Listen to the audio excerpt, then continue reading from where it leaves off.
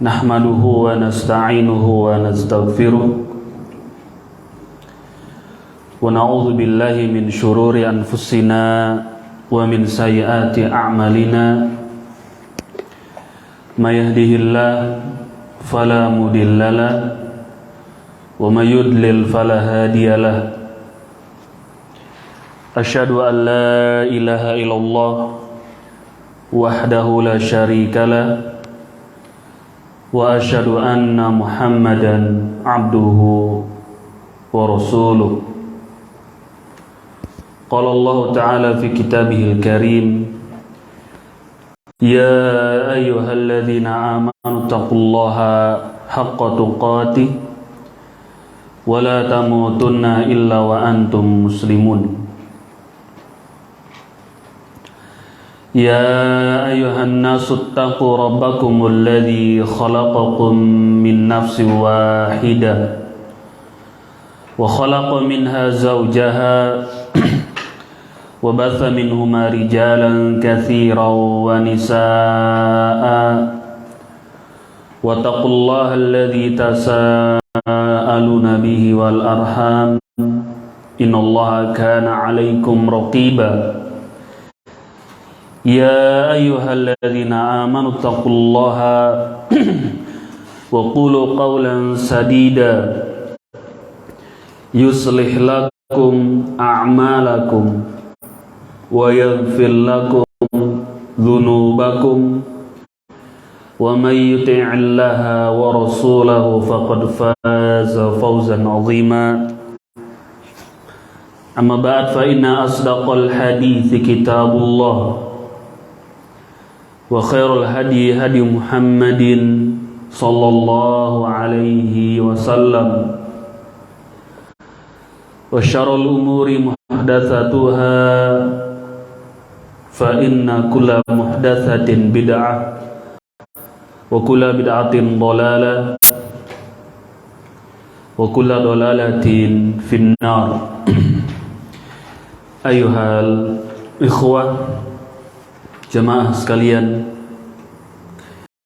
pada malam hari ini kita akan membacakan nasihat dari Al-Allamah Asy-Syaikh Abdul Aziz bin Abdullah ibn Baz rahimahullahu ta'ala berkaitan dengan Syahrul Ramadan. Kita akan bacakan beberapa nasihat dan arahan, Waalaikumsalam, dan juga sedikit hukum-hukum berkaitan dengan bulan Ramadan dari Asy-Syaikh Abdul Aziz bin Baz rahimahullahu ta'ala. Karena sehubungan insyaallah ta'ala kurang dari 1 minggu lagi, atau insyaallah kita sedang menunggu nanti pengumuman dari Waliul Amr berkaitan dengan masuknya bulan Ramadan. Dan Kamis depan Allahu a'lam kajian kita masih ada atau tidaknya. Jikalau Ramadan diumumkan hari Kamis atau hari Jumat, maka kajian kita libur. Betul? Betul? Baik. Maka pada malam hari ini saya akan bacakan nasihat atau arahan dari Syekh Abdul Aziz bin Abdullah bin Baz rahimahullah ta'ala berkaitan dengan Syahrul Ramadan. Beliau nulis min Abdul Aziz bin Abdullah ibn Baz ila man yarahu minal muslimin. Dari Abdul Aziz bin Baz kepada seluruh kaum muslimin. Kali ini kita namakan nasihat beliau kepada umat Islam. Dan kitab yang ada di hadapan saya ini adalah beberapa tulisan dan juga nasihat-nasihat Syekh Abdul Aziz bin Baz rahimahullah untuk saudara-saudaranya kaum muslimin di seluruh dunia. Dan yang akan saya bacakan adalah nasihat beliau terkait dengan bulan Ramadan. Beliau mengatakan, salakallahu bi wa bihim sabila ahlil iman, wafaqani wa iyyahum lil fiqhi fi sunnah wal Quran, amin. Syekh melanjutkan, semoga Allah Azza wa Jalla memberikan petunjuk kepada saya dan kepada kalian di atas jalannya orang-orang yang beriman, serta memberikan taufik kepada saya dan kalian, wahai kaum muslimin, lil fiqhi, untuk memahami fikih fi sunnah, dalam as-sunnah wal Quran, dan juga Al-Quran, amin. Salamun alaikum warahmatullahi wabarakatuh. Lalu beliau mengucapkan salamun alaikum warahmatullahi wabarakatuh. Amma ba'd. Beliau memulai, fahadihi nasihatun mujizatun tata'allaq bifalli siyami syahri ramadana wa qiyami wa fadli al-musabaqati fihi bil a'mal salihah. Beliau mengatakan, ini adalah sebuah nasihat yang ringkas terkait dengan keutamaan berpuasa di bulan Ramadan, terkait dengan berpuasa di bulan Ramadan wa qiyami, dan juga dari sholatnya tarawih dan amal-amal soleh yang akan dikerjakan di dalamnya. Wa fadlil musabaqah fihi bil a'mal as-salihah. Dan beliau mengatakan, dan juga keutamaan al-musabaqah, berlomba-lomba, bersegera di dalam bulan tersebut untuk melakukan amal-amal as-salihah, amal-amal yang saleh.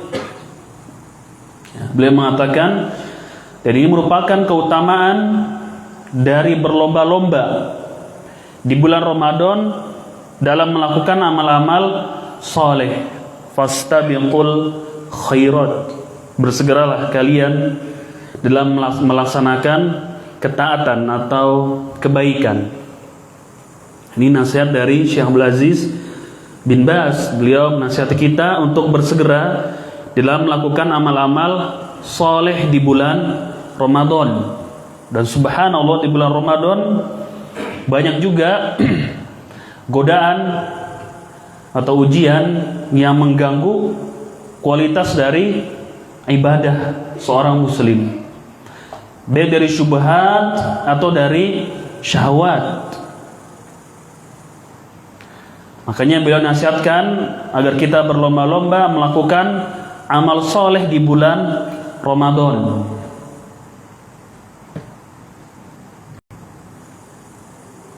Baik, memperbanyak amalan di bulan Ramadan. Terlebih lagi kalau Allah memberikan umur kepada kita di Ramadan yang akan datang ini. Jadikanlah Ramadan itu sebagai Ramadan terakhir kita. Seakan-akan itu adalah Ramadan yang terakhir buat kita. Dan di sana akan dilipat gandakan amalan soleh, nanti akan dibacakan hadisnya. Itu dibawakan oleh Syekh juga. Maka berhati-hatilah kita dari hal-hal yang dapat mengganggu kualitas dari ibadah kita di bulan Ramadan.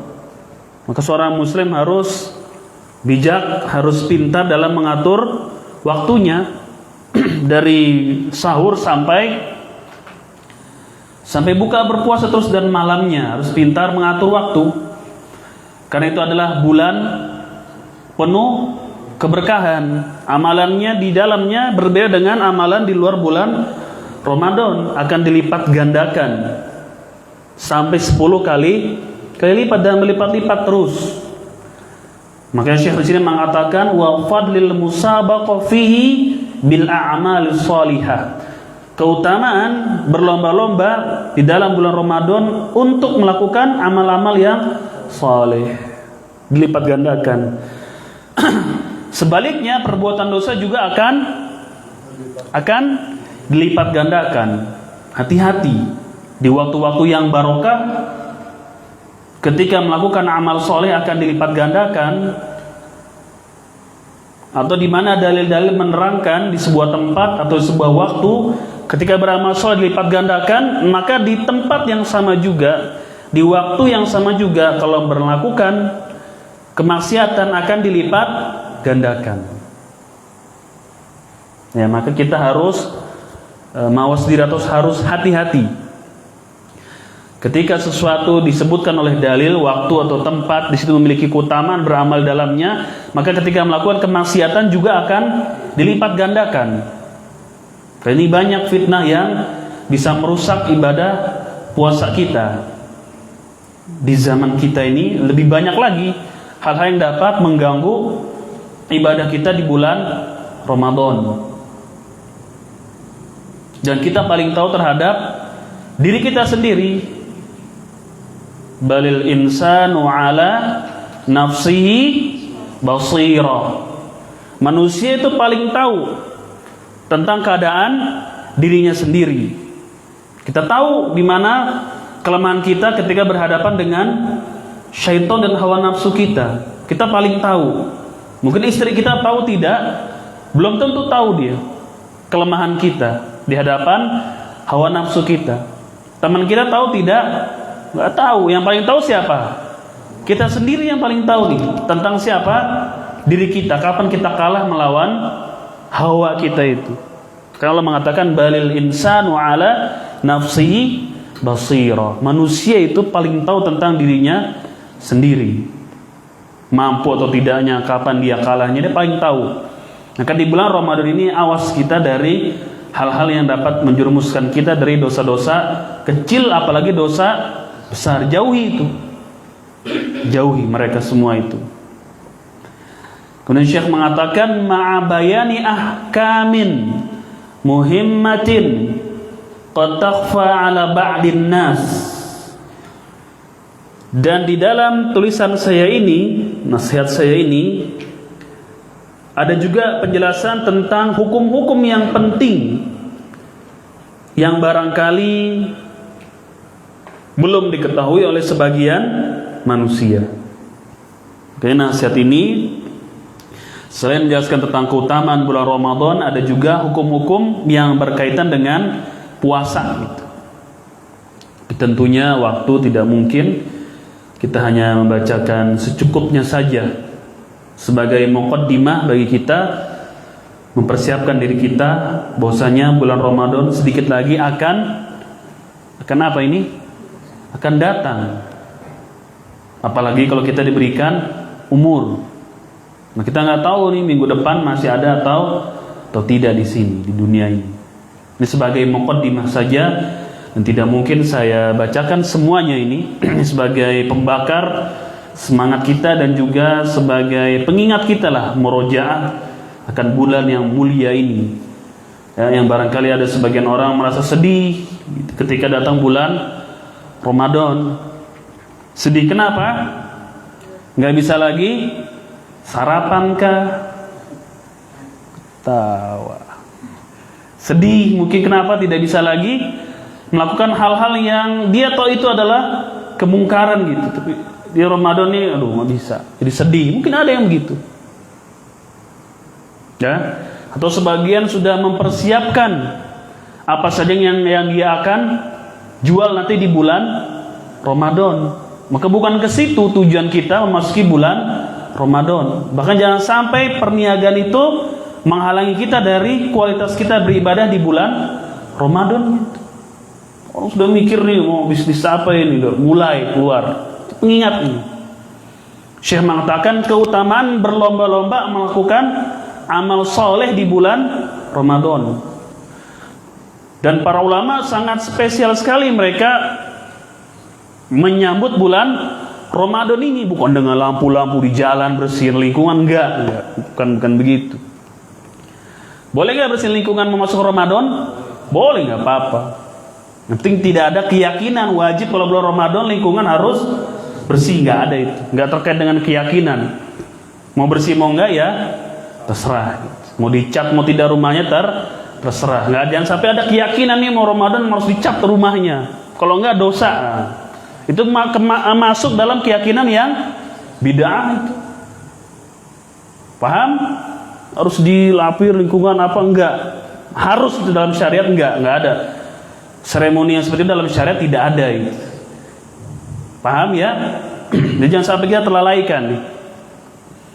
Banyak nih orang udah niat mau jual apa biasanya cookies gitu. Masuk bulan Ramadan jadi bukan ibadahnya yang mereka rindukan, tapi apa? Omsetnya mereka rindukan. Ada juga yang begini muslimin. Harusnya bulan Ramadan ini kita ingin meraup apa? Pahala sebanyak-banyaknya gitu. Maka para ulama banyak juga mereka yang meliburkan majelisnya. Meliburkan apa nih? Majelis taklimnya diliburkan, mereka sibukkan diri dengan beribadah. Walaupun tidak semuanya, tetap ada juga yang berjalan gitu. Maka balil insanu ala nafsihi basir. Sebagian mereka para ulama menghatamkan Al-Quran berulang-ulang di bulan Ramadan itu. Apalagi ketika memasuki 10 akhir bulan Ramadan, itu sakral sudah. Sakral. Bahkan Nabi yang mulia sudah mulai masuk ke dalam masjid beriktikaf, menjauhi siapa nih? Istri-istrinya. Sibukkan diri di 10 hari bulan 10 akhir di bulan Ramadan itu sakral sudah itu. Tuh turunnya malam apa ini? Malam Qadar turun di sana. Lebih berkah lagi tidak? Lebih berkah lagi, lebih mulia lagi itu hari-hari itu. Ya, jangan sampai kita lupa. Kalau kebanyakan di 10 hari bulan terakhir ya gitu. Mungkin sudah mulai banyak yang bosan, suntuk dan yang lainnya. Semoga ini menjadi pengingat dari Syekh Abdul Aziz bin Baz rahimahullah. Beliau mengatakan sabata an Rasulillah sallallahu alaihi wasallam annahu kana yubashiru ashaba bimaji syahri Ramadan. Telah pasti dari Rasulullah sallallahu alaihi wasallam beliau memberikan kabar gembira kepada para sahabatnya akan masuknya bulan Ramadan. Dikabarkan kita akan menemui bulan Ramadan, beliau kepada para sahabatnya. Wa yukhbiruhum alaihi salatu wassalam annahu syahrun tuftahu fihi abwabur rahmah wa abwabul jannah wa tughlaqu fihi abwabu jahannama wa tagilu fihi asyayatin wa yaqulu sallallahu alaihi wasallam. Rasulullah sallallahu alaihi wasallam mengkhabarkan kepada para sahabatnya bahwasanya bulan Ramadan adalah bulan yang dibuka, yaitu pintu-pintu rahmat. Dibuka di dalamnya pintu-pintu surga. Ini kesempatan nih bagi orang yang banyak memiliki kesalahan dan dosa. Untuk apa? Memohon ampun di bulan Ramadan, memperbaiki kualitas dirinya menjadi lebih baik lagi. Madrasah, jadi sekolahan bulan Ramadan itu. Dan yang tadinya masih melakukan kemaksiatan, di bulan ini momen yang tepat untuk diberhentikan. Dan di Syawal terus nanti dia akan berhenti insyaallah taala. Karena di antara fungsi Ramadan la'allakum tattaqun, agar kalian bertakwa. Itu sebagai madrasah. Tahu madrasah? Sekolah nih. Kayak kita sekolah nih, ada jadwal, ada jam dan seterusnya. Dijadikan kesempatan karena dibuka pintu-pintu surga, pintu-pintu rahmat Allah itu turun di setiap malam bulan Ramadan. Memohon ampun bagi orang-orang yang memiliki kesalahan dan dosa kepada Allah Ta'ala, dan kita menyambut mereka gitu. Jangan mencela siapa, jangan mencela mereka. Kalau lihat saudara-saudara kita ke masjid yang lama nggak kelihatan, kita sambut mereka gitu. Jangan diapain, jadi terek. Wah, tumben nih Ramadan aja lo datang, setan lo. Jangan diapain, disambut mereka. Ahlan, sholat, karpet sudah bersih, sudah wangi, sambut. Jangan diapain, jangan dicela gitu. Apalagi orang-orang yang nggak pernah ke masjid itu masuk masjid ngeri, takut kan, nggak biasa. Orang-orang yang jarang sholat berjamaah masuk masjid, gimana perasaannya? Ada rasa mungkin dia grogi, gugup. Kita pandang, ngapain kamu? Bisa begitu. Ini bulan Ramadan, Allah saja apa? Buka pintu-pintu surganya, menerima orang-orang yang kembali kepada Allah Ta'ala. Jangan mereka dikecilin, diapain, sambut mereka. Jangan kita anggap enteng pandang sebelah mata gitu. Oh, itu juga hilang gitu. Jangan, kalau hilang diapain? Samperin, tanyain. Ayo dong kita kembali untuk sholat di mana? Masjid dan seterusnya. Allah jasa menyambut mereka ini bulan Ramadan. Dibuka pintu-pintu surga gitu. Watulaku fi abwabu jahannam, ditutup pintu-pintu neraka itu. Baik. Kemudian syaitan-syaitan diapa ini? Dibelenggu gitu syaitan ini. Dibelenggu di bulan Ramadan.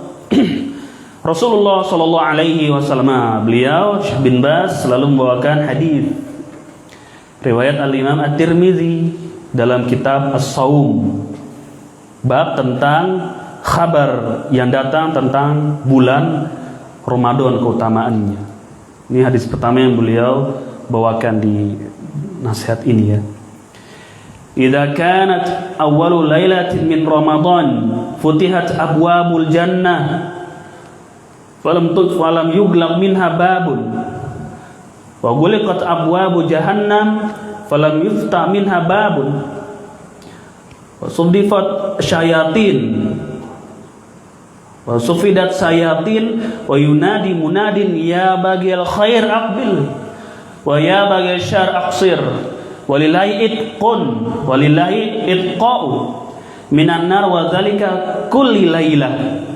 Rasul bersabda, apabila masuk awal malam di bulan Ramadan, sekarang maghrib, misalkan besok akan berpuasa nih, besok nih, berarti nanti subuh kita ngapain? Sahur nih, awal malam. Apabila awal malam di bulan Ramadan itu, futihat abwabul jannah, akan dibuka pintu-pintu surga, nggak ada yang ditutup, semuanya terbuka pintu itu. Kemudian ditutup, dikunci pintu-pintu Jahannam, nggak ada yang dibuka sama sekali, tutup. Dan dibelenggu para syaitan, dibelenggu mereka itu. Ya, tidak bebas lagi untuk menggoda manusia, dibelenggu mereka. Wa yunadi munadin, maka ada suara yang manggil, ya baghil khair aqbil wa ya baghil syarr aqsir. Wahai orang yang cinta kepada kebaikan, ya, orang yang ingin meraup kebaikan, pahala, bersegeralah kalian. Segera nih. Kita nih sudah punya amalan, maka untuk bersegera, kita sudah memiliki amalan nih, setiap hari kita sudah sholat subuh, berjamaah dan lain-lain. Akbil, bersegera kalian. Gitu. Jangan malah turun yang hari-hari sudah memiliki amalan soleh yang rutin, pagi sore zikir dan lain-lain. Jangan malah di bulan Ramadan kempes. Gitu. Jangan malah malas, akbil, bersegera, sambut ini. Wa ya baghiya syarr aqsir. Dan orang yang melakukan kemaksiatan, dosa-dosa, aksir, berhentilah, kurangilah, selesaikanlah di bulan Ramadan. Cukup sudah, berhentilah kalian di bulan Ramadan ini, bulan mulia. Tayyib, ini kata siapa ini? Nabi yang mulia alaihi salatu wassalam. Sabda beliau ini, walillahi itqa'un minan nar wa dzalika kulli lailah, dan Allah Azza wa Jalla akan membebaskan para penghuni neraka, dan itu ada pada setiap malam. Akan ada orang-orang yang dibebaskan dari siksa apa nih, neraka pada setiap malamnya. Ya, dibebaskan tuh orang-orang yang tadinya terkena azab apa ini, neraka, maka Allah akan bebaskan mereka. Thayyib. Itu hadis yang pertama tentang keutamaan bulan Ramadan. Dibuka pintu-pintu surga, ditutup pintu-pintu neraka, dan syaitan dibelenggu, dan Allah membebaskan banyak orang di bulan Ramadan ini setiap malam. Adapun hadis yang beredar 10 hari pertama rahmat, 10 hari kedua apa lagi itu? Apa sih? Maghfirah gitu ya. 10 hari yang ketiga baru itqun minan nar, Allah membebaskan para penghuni neraka itu. Kan gitu Ramadan kalau yang biasa dibawakan oleh para penceramah itu. Ramadan ini dibagi 3 ya kan. Malam pertama maghfirah apa ya? Pokoknya apa hadis palsu sih, saya malas ngapalin. Kayaknya malam pertama maghfirah gitu. Kemudian yang kedua rahmat, 10 hari yang ketiga adalah pembebasan dari api neraka. Justru yang sahih, pembebasan dari api neraka pada setiap malam banyak sekali Allah bebaskan itu. Dan itu diantara keutamaan bulan Ramadan, dan Allah memang rahmat sekali di situ. Dan rusaknya ahli bid'ah ini dan hadis-hadis palsu, dia membatasi pembebasan api neraka hanya 10 malam yang terakhir gitu. Ini rusaknya hadis-hadis yang paslu. Dan akan banyak lagi nanti ada hadis palsu di bulan Ramadan. Selain di khutbah Jumat dan juga di bulan Ramadan akan banyak sekali hadis-hadis palsu ini bertebaran di mana-mana. Dan akan banyak muncul ruwaibidah ini, orang-orang yang tidak ahli dalam agama berbicara tuh banyak di bulan Ramadan. Satu sisi itu ya, yang tidak kenal agama berbicara masalah agama di hadapan manusia. Biasanya ada di mana ini? Di kultum-kultum itu ya, biasanya suka ada hadis-hadis palsu yang sering mereka bawakan ya. Oh iya, kita nggak bahas itulah, terlalu ribet. Wa yaqulu alaihi salatu wassalam, kemudian beliau membawakan hadis lagi, Syekh bin Baz, ja'akum syahrul Ramadan syahrun barakah yaghshakumullah fayanzilur rahmah wa yahuttu al khataya wa yastajibu ad-du'a yanzurullahu ala tanafusikum fihi fayubahi bikum malaikatu farullaha min anfusikum khairan fa inna syaqiyya man hurima fihi rahmatullah. Ini hadis dikatakan oleh Al-Imam Al-Haythami, juga Al-Imam At-Tabrani.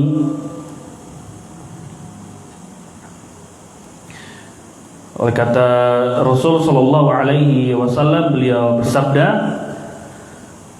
datang kepada kalian bulan Ramadan, syahrun barakah, bulan yang berkah. Allah Azza wa Jalla menurunkan rahmatnya di dalamnya, menghapuskan kesalahan-kesalahan dan mengabulkan doa-doa. Ya, mengabulkan doa-doa. Yadullah ala tanafusikum fihi fayubahi bikum malaikatu.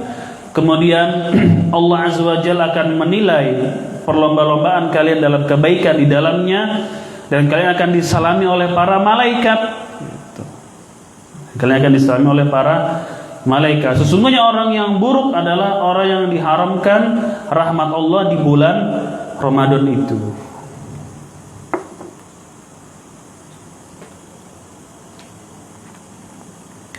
Kemudian hadis yang ketiga,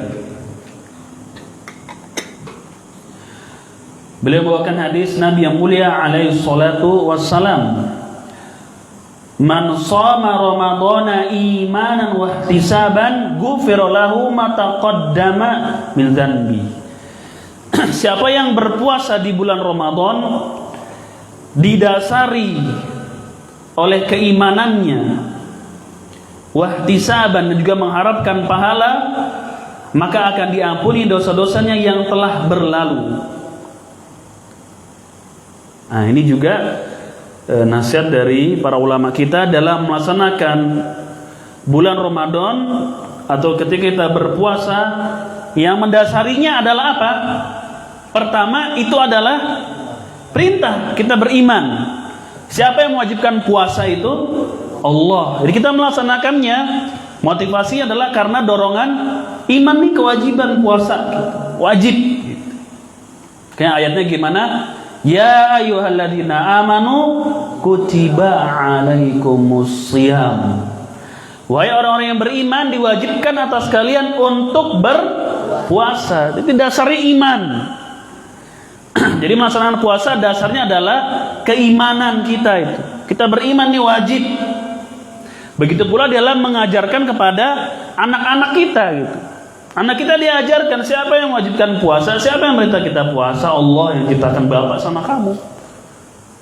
Allah yang perintahkan kita ini. Ada yang mau surga, mau puasa. Umurnya berapa? Saya lupa umur saya. Oh iya. Masih kecil sampai selesai nggak puasanya? Kelas 1 SD gitu. Sampai maghrib? Atau boleh dia aja, penting belajar aja gimana? Hah? Boleh diajarkan saja berpuasa itu. Mungkin sampai jam 5 sore, jam 6 sore. Bertahap. Sebagaimana terjadi sahabat istri-istri para sahabat yang mereka mendidik siapa ini? Anak-anak mereka gitu. Untuk berpuasa. Dan diajarkan kepada anaknya, bahwasanya yang memerintahkan kita berpuasa adalah siapa? Allah. Itu dulu yang nomor 1. Allah yang suruh puasa. Dalam penerapannya ya terserah mau sampai pertama sampai jam 12 dulu dia puasa gitu. Tapi jangan dikasih tahu bahwasanya sampai jam 12 itu boleh, jangan. Kasih tahu puasa itu sebenarnya sampai maghrib. Nah, ke maghrib azan baru boleh makan, boleh minum. Tapi kalau kamu belum kuat, masih belajar puasa ya sampai jam 12, 11, kalau sudah nggak kuat ya nggak apa-apa. Tapi itu tidak teranggap sebagai puasa itu nanti. Kalau kamu sudah besar begitu, itu tidak dianggap sebagai puasa batal. Kamu belajar aja dulu. Nanti kelas 3, kelas 4 lebih lagi untuk sampai maghrib. Gitu. Nanti kalau bisa sampai lebaran pol puasanya, bapak beliin mamah baru.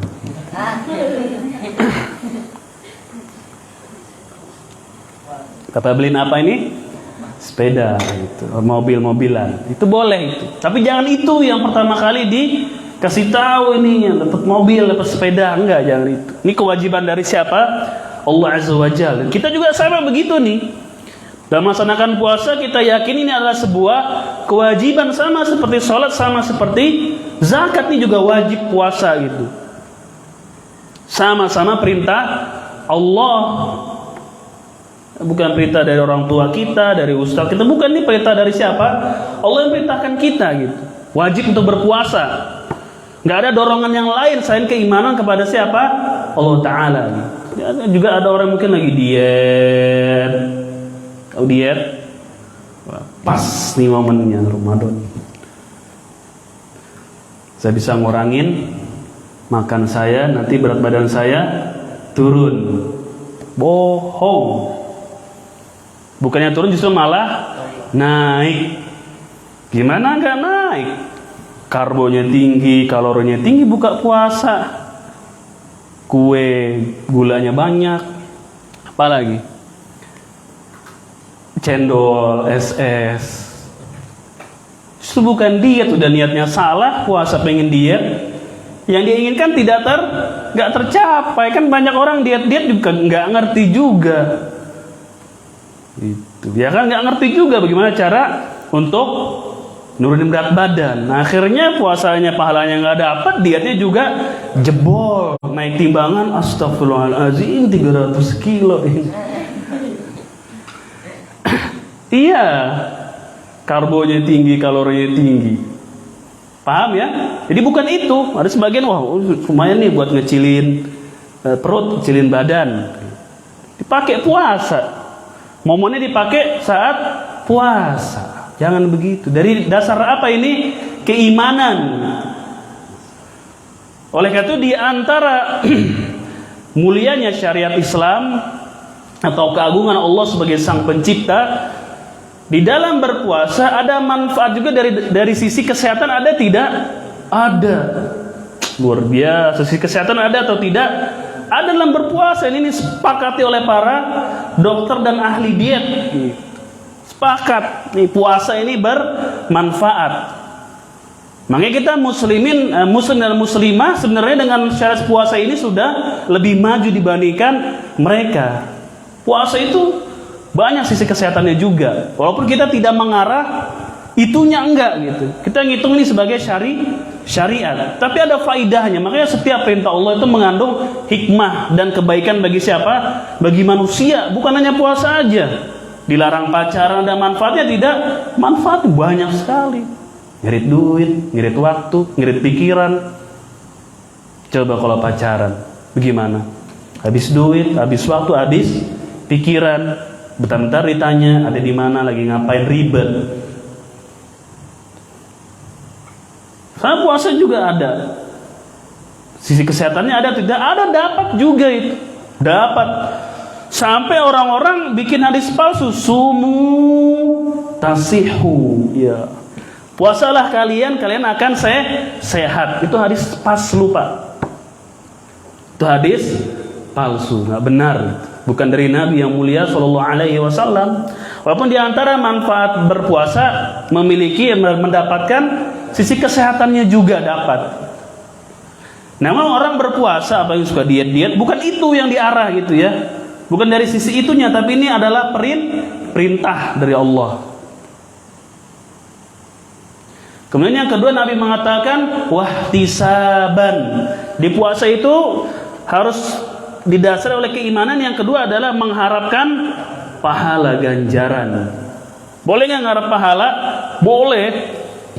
Dengan seperti itu manusia akan termotivasi melaksanakan amalan ibadah. Mengharapkan pahala. Jadi kalau lagi lapar, apa yang kita ingat?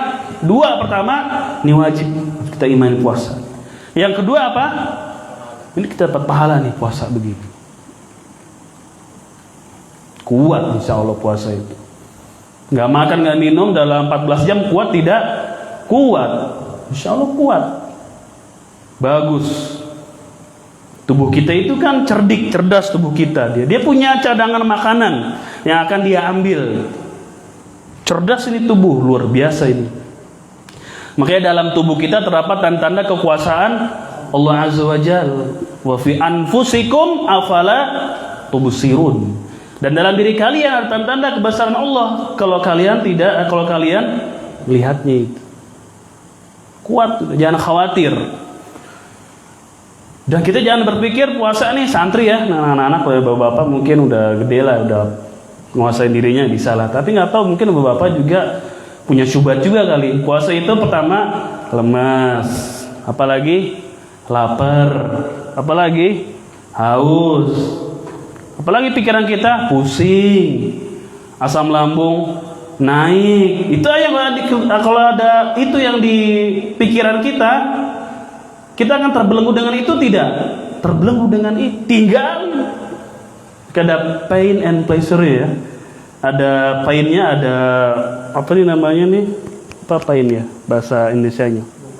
Nah, lukanya, ada juga kegembiraannya. Yang dilihat dari sisi apa? Kegembiraan itu. Keutamaan dari puasanya. Diampuni dosa-dosa dan seterusnya, itu yang kita lihat. Jangan yang ininya, yang laparnya, apanya, lemesnya. Akhirnya dalam menjalankan puasa betul-betul kelaparan. Itu aja yang dipikirin. Padahal enggak, kuat. Pagi-pagi sudah makan sahur. Kuat itu sebagai food store. Bagi siapa nih? Bagi badan kita. Udah kuat. Kalau pikirannya pusing-pusing ya, udah pusing beneran. Terjadi haus ya haus beneran, enjoy aja jalanin sudah. Dan jangan khawatir, badan kita pintar, dia cerdas, dia punya apa nih, cadangan makanan yang banyak di dalam tubuh kita. Apa cadangan makanan di tubuh kita? Apa? Lemak. Itu dia akan ambil dari situ. Dari lemak itu yang dia akan ambil. Nah, ketika 8 jam dia sudah nggak punya apa-apa lagi, nih tubuh nggak punya apa-apa lagi, di perut udah kosong. Dari mana mereka mengambil tenaga? Dari lemak itu. Coba belajar baca deh. Dari lemak itu mereka ambil. Kuat akan menghasilkan tenaga yang baru buat dia. Anak-anak yang diikop di sini kan nggak makan, kuat nggak? Kuat dia. Ustaz, apa yang mau ambil Harun yang gede-gede gitu, Ahmad itu banyak cadangan di perutnya tuh, banyak sekali, banyak cadangan makanannya. Dihukum nggak boleh makan pagi, nanti sore baru makan. Kuat nggak mereka? Kuat, punya cadangan. Dan Ustaz tahu, Ustaz belajar tentang itu, Ustaz tahu. Punya cadangan banyak dari perutnya, habisin. Makanya kalau malam ini misalkan suruh makanan di Manado ini habis, ini yang perut yang gendut-gendut kuat bertahan hidup itu. Paling kuat. Yang perutnya gede-gede itu, malam ini seluruh makanan di Manado habis, sudah nggak ada. Yang perut yang gendut-gendut, buncit-buncit, ya dia akan bertahan tuh daripada orang yang kurus-kurus. Dia hidupnya lebih lama. Tapi masalah makanan banyak, akhirnya yang gendut juga yang mati duluan. Itu ya, bukan dari kesehatannya, jangan. Tapi karena iman dan mengharapkan pahala, maka Allah akan ampuni dosa-dosa yang telah berlalu. Kemudian beliau bersabda, wa man qama ramadhana iman wa ihtisaban ghufira lahu ma taqaddama min dzanbi. Siapa yang sholat, ini maksudnya sholat sini adalah qiyamul lail, atau bahasa umumnya adalah malam apa ini kalau bulan Ramadan namanya tarawih di sini ya, tarawih. Man mengqoma maksudnya adalah siapa yang sholat tarawih di bulan Ramadan sama imanan wahtisaban, didasari rasa keimanannya dan mengharapkan pahala, maka akan diampuni dosa-dosanya yang telah berlalu. Itu yang dilihat, ini yang diingat. Jadi semangat dalam menghadapi bulan Ramadan gitu. Jangan urusannya badan aja gitu ya, jangan urusannya lapar aja, itu sudah beres itu. Yang harus kita benahi apa? Waktu kita dalam beribadah itu, pengaturan itu yang harus kita susun gitu. Kalau masalah badan aman, kuat. Manusia mati tanpa air berapa hari? 3 hari ya? Manusia mati tanpa air 3 hari. Manusia mati tanpa makan berapa hari? 7 harian, 5 hari, 7 hari baru mati tuh orang. Kalau tanpa air saja sekitar 3 hari, kalau nggak salah ingat, 3 hari orang tanpa air baru dia akan mati, udah lemes. Makanya kan 80% badan kita isinya apa? Air kan, air. Ngerti? Orang tidak makan bisa mati berapa hari? Sekitar 7 hari baru mati tuh orang. Manusia mati 7 hari tanpa dia makan, sudah habis mati. Ini puasa berapa jam? Ada 1 hari? Ada nggak 1 hari? Nggak ada, paling 14 jam, 12. Kita taruhlah jam 4:30 ya. Ketemu 5:30 sore, 12 jam. 5:30. Ya 13 jam. Itu jangan dipikirin, lemes, nggak usah itu, bukan itu. Itu badan kita memiliki kekuatan bisa. Apalagi ada keberkahan dalam menjalankan bulan puasa.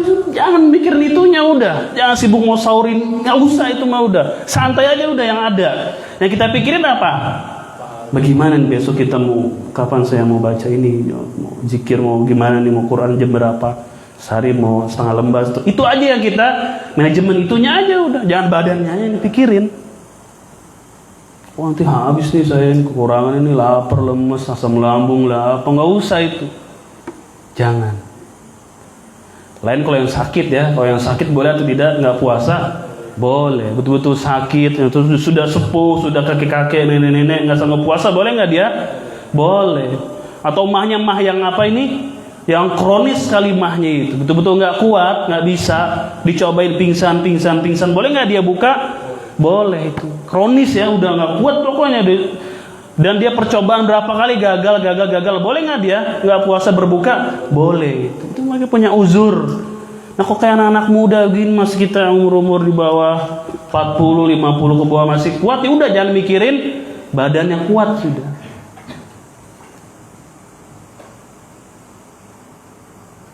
Tahun lalu santri yang belum mondok puasa gak? Ada yang bolong-bolong gak? Ada kan? Nah di sini insya Allah nggak bolong-bolong lagi. Kenapa tuh biasanya bolong-bolong? Lapar. Karena nggak ada itu, nggak ada nasihat, nggak ada, kurang. Dan anak ini kurang ngajarin, lebih berani kepada orang tua dibanding kepada siapa? Gurunya gitu.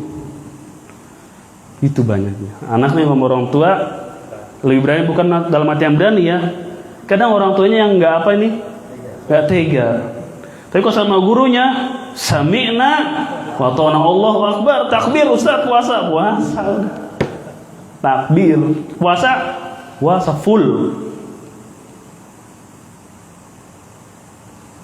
Ya, begitu.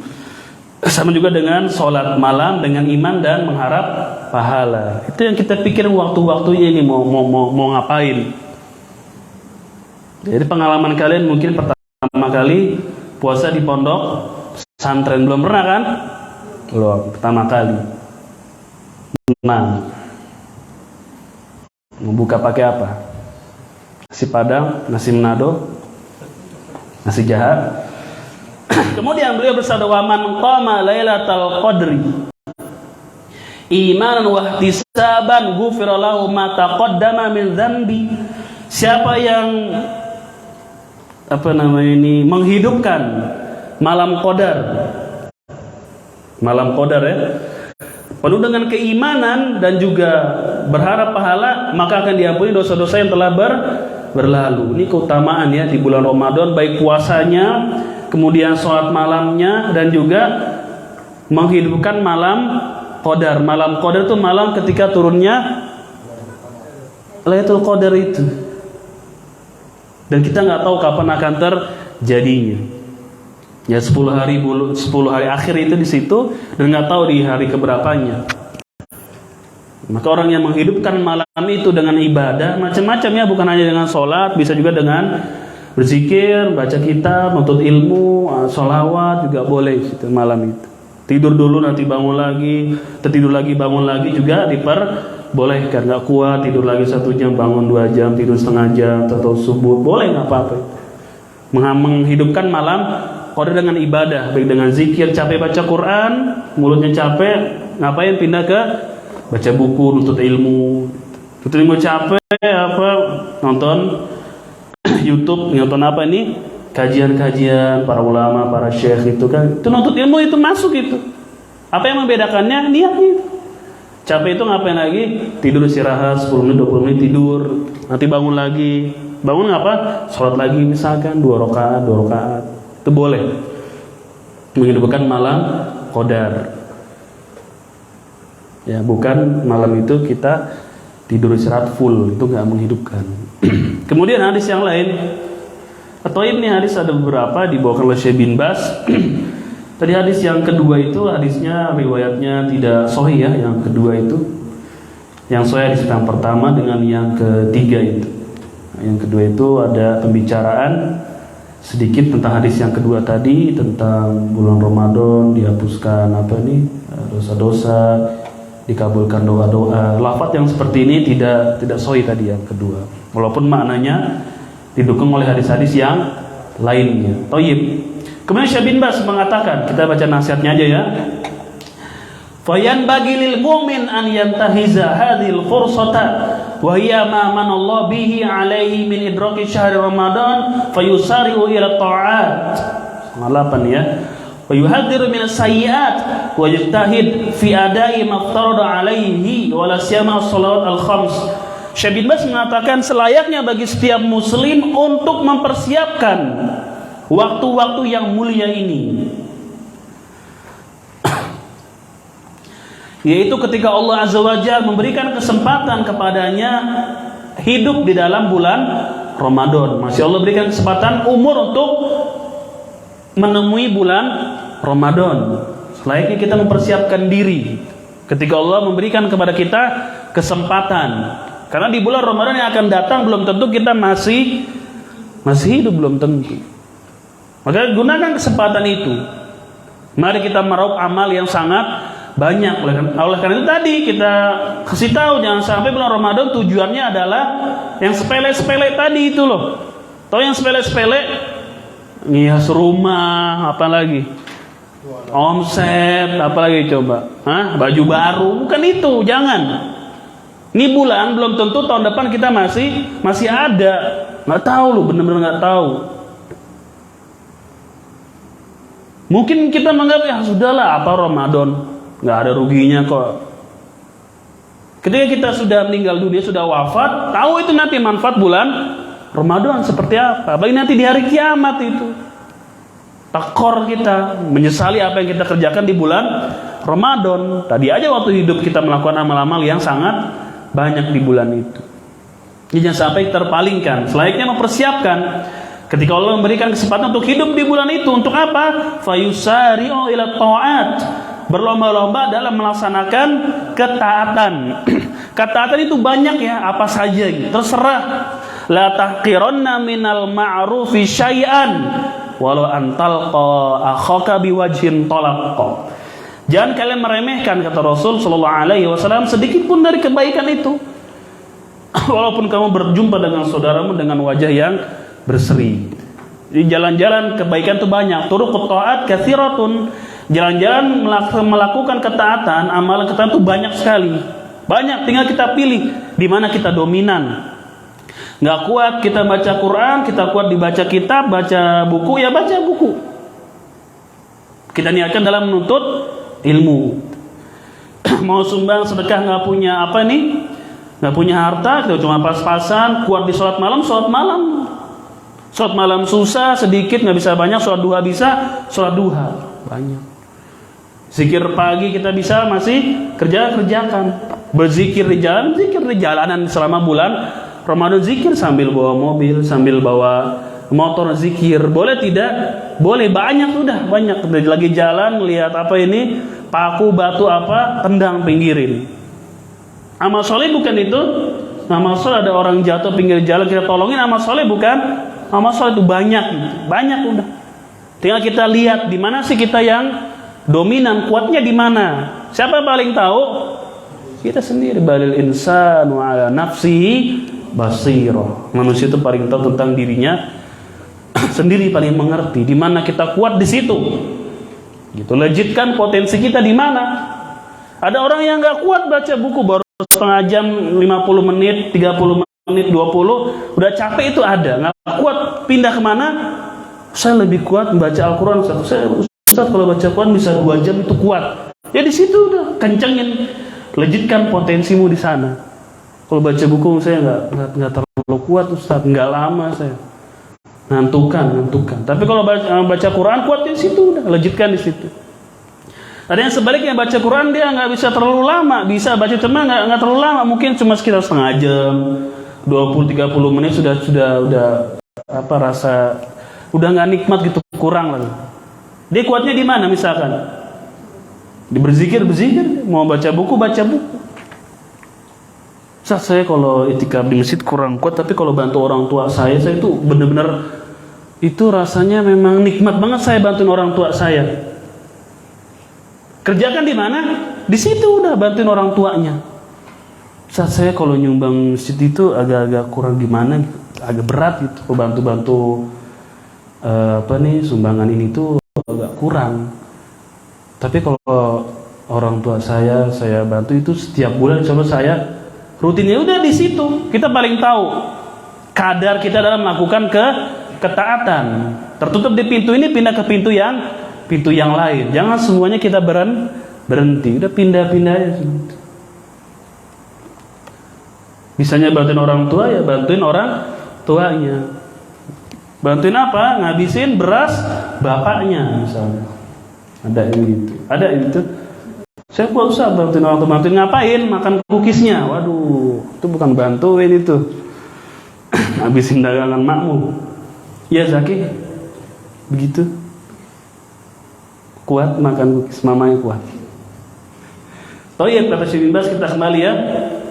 Wa yuhadziru minas sayyi'at, dan juga berhati-hatilah dari melakukan kemaksiatan, keburukan di bulan ini tuh, hati-hati pokoknya melakukan kemaksiatan di bulan Ramadan. Ya, karena akan dilipat gandakan. Baik dari kemaksiatan dari syahwat atau dari syubhat, kebid'ahan di bulan Ramadan, kesyirikan di bulan Ramadan. La ilaha illallah, itu akan dilipat gandakan dosanya. Wa yajtahid fi adai maftarada Allah alaihi, dan bersungguh-sungguhlah kalian di dalam melaksanakan hal-hal yang diwajibkan atas kalian dari Allah. Wala siyama shalawatul khams. Nah, ini banyak kaum muslimin, terutama di dalam melaksanakan sholat yang 5 waktu.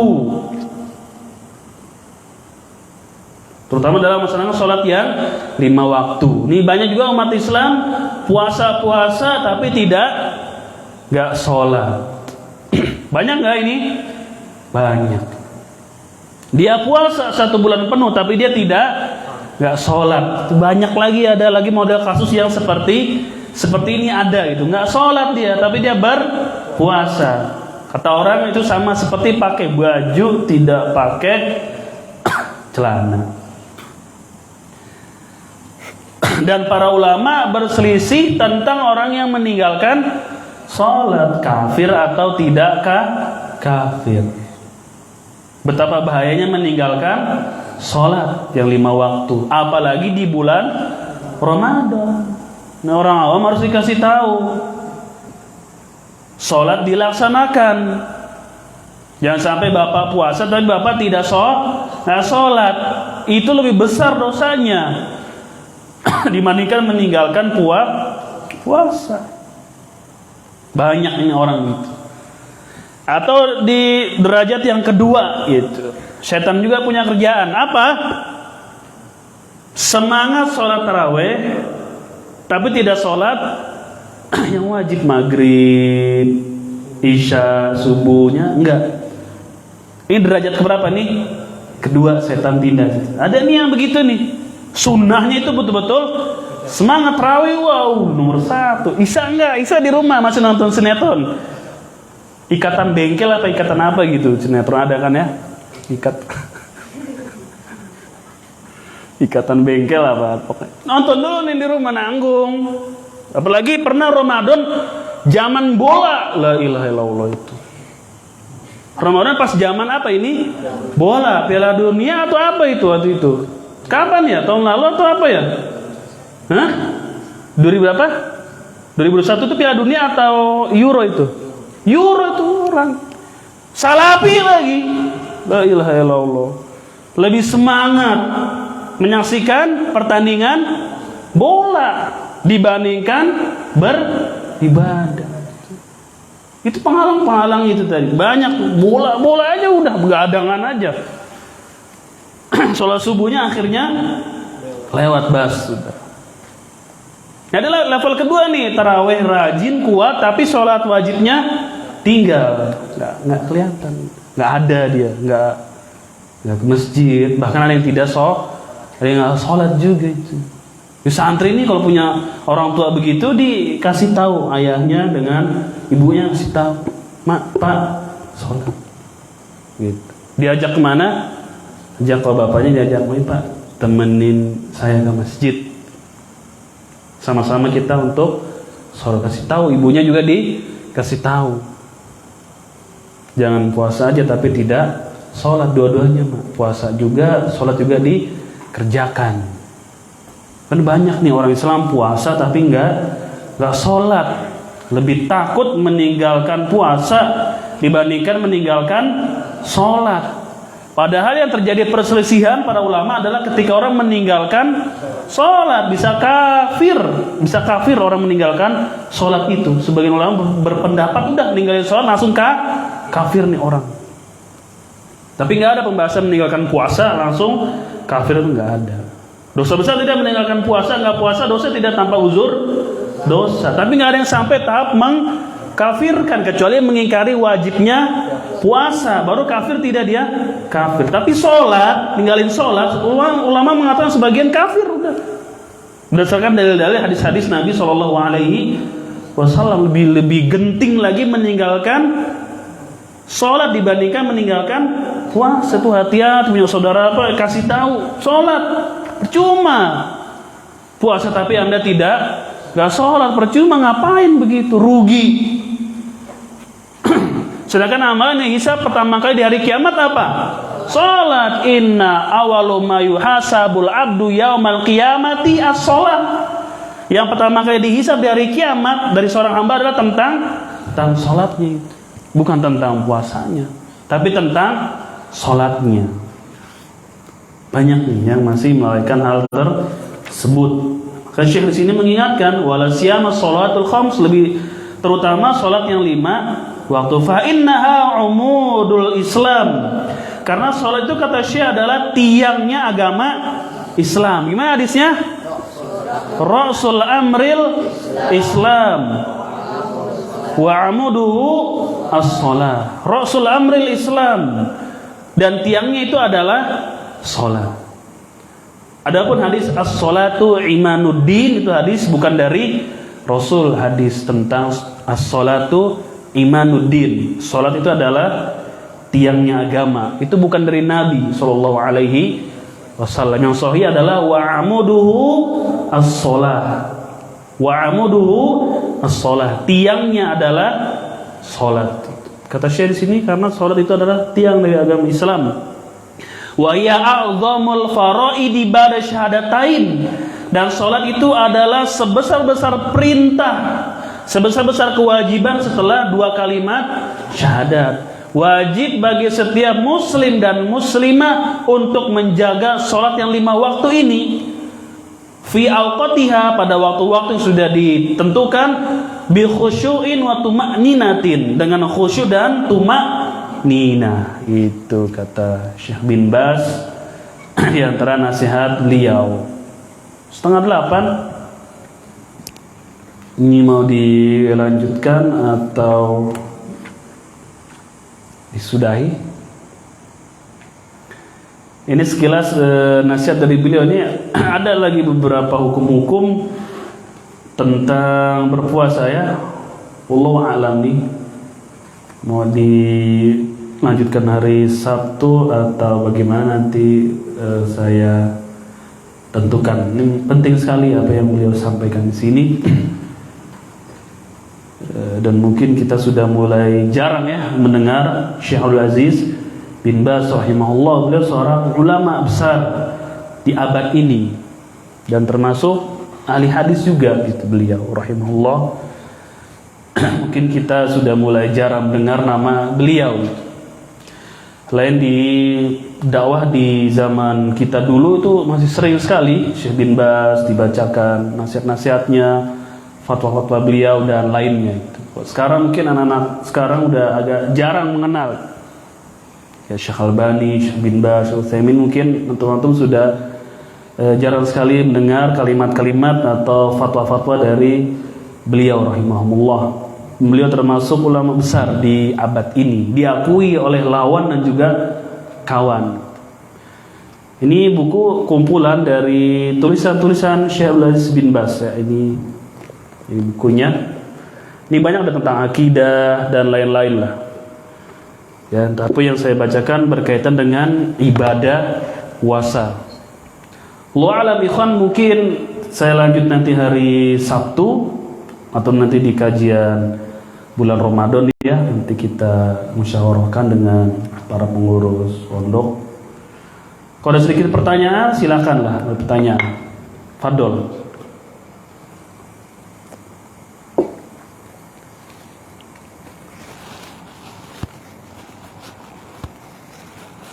Sekarang Ramadan hari apa?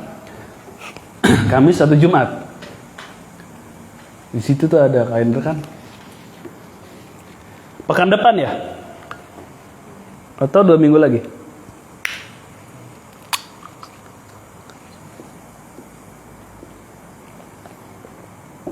Pekan depan ya, insya Allah. Kita nggak tahu tapi harinya.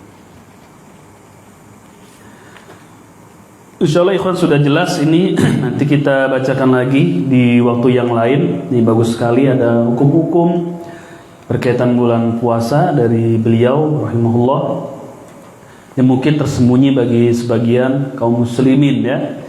Termasuk beliau mengingatkan tentang pelaksanaan sholat tarawih yang banyak dilakukan oleh umat Islam namun tidak tumak ninah.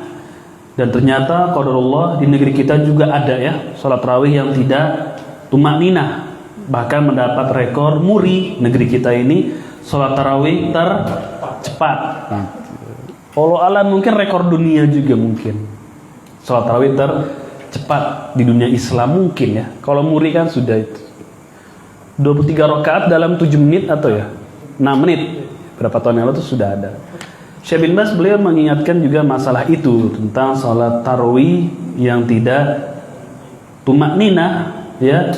Kata beliau ala hadzal wajhi batilah sahibuha athim ghairu ma'jur. Orang yang melakukan sholat tarawih seperti itu batil. Pelakunya berdosa tidak mendapatkan pahala. La ilaha illallah. Berdosa tidak mendapatkan pahala. Subhanakallahumma bihamdik asyhadu an la ilaha illa anta astaghfiruka wa atubu ilaik. Assalamualaikum warahmatullahi wabarakatuh.